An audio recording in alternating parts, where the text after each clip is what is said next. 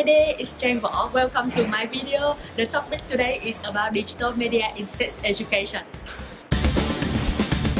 The internet has transformed many phases of knowledge, production, and distribution. Traditionally, education is limited by geographical bounds, facilities availability, and schedule arrangement. Nowadays, with the development of technology, digital media has freed the education from these limitations. Let's see how digital media supports in facilitating learning and teaching experiences. Thanks to digital media, we can access to online library materials all the time, everywhere I go, and it's very comfortable for me. Self-study with TikTok and YouTube without any thoughts. It helped me to build a digital competency for future career.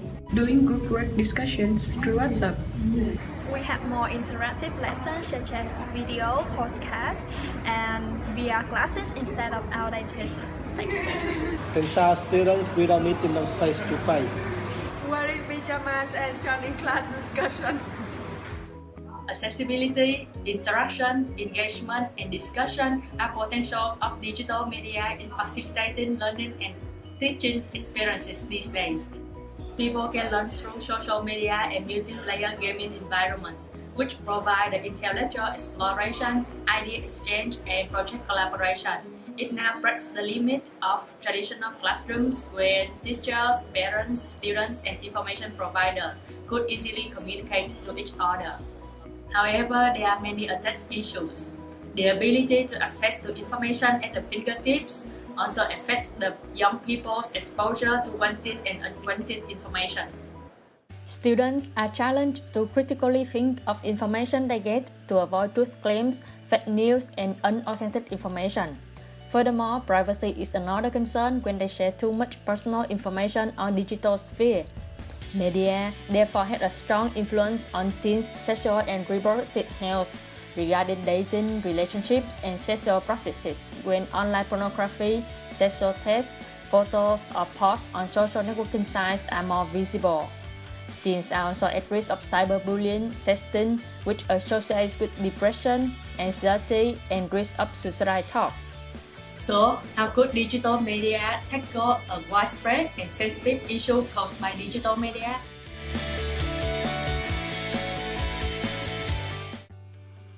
Traditionally, sex education is described as an uncomfortable experience that involves an awkward teacher addressing a classroom of giggling students through a dry, overly clinical textbook. There are different attempts to make students self-study, interact actively to each other, such as board game, presentations, visuals, and videos. In order to deliver sex education in engaging, culturally, and socially relevant to our net-addicted teenagers, is game-based learning becoming a promising approach? I will take the case study of Making Smart Choices app to illustrate this point. This is an interactive and serious game for sex education for teenagers initiated in Hong Kong, used as self-learning resources. The application consists of 5 mini-games offering different scenarios for students to make decisions. Beginning with an introduction, the game covers healthy love relationship, maintaining intimate boundaries, understanding sexual impulse, safer sex knowledge, and availability of support services in case of unplanned pregnancies. In each scenario, the player is required to choose desired response. Educational messages based on their choices are shown after all scenarios completed. Research among 1,000 students has shown that after playing the game, sex knowledge has been improved in a medium-sized effect. This outcome could be explained by the concept of accessibility, usability, and utility. These are also the 3 critical dimensions of the effective use of technology in education context. Usability relates to the user-friendliness and effectiveness of the technology in learning context. Fun movement like animation makes the game more attractive. The game design can be tailored to a player's aspirations, goals, favorite scenes, or storylines, make it engage more with users. Utility, on the other hand, is relevance of the task in relation to the target outcomes. The game uses digital storytelling method with realistic scenarios, encourages students to think honestly about how they would respond regarding love and sex in a fun way. Users are allowed to tell their own stories and see the consequences of their choices in a safe environment.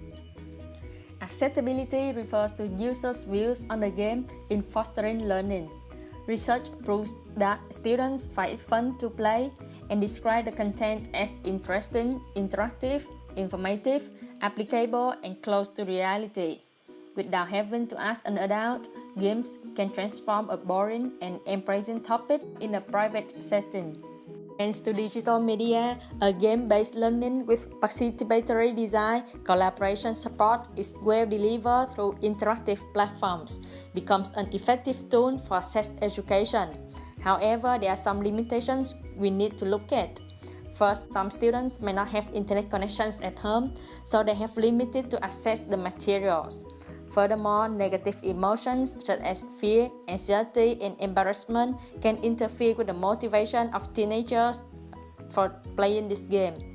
Therefore, teachers and parents now have changed the role from content distributor to facilitator, which requires them to be more engaged, more active, and tailor their support to students' different stages of learning. Finally, a gap in relation to the continuity of this project and different school curriculums in Hong Kong could affect the widespread factor. Consumers might expect regular updates to games, which can be quite expensive and time-consuming.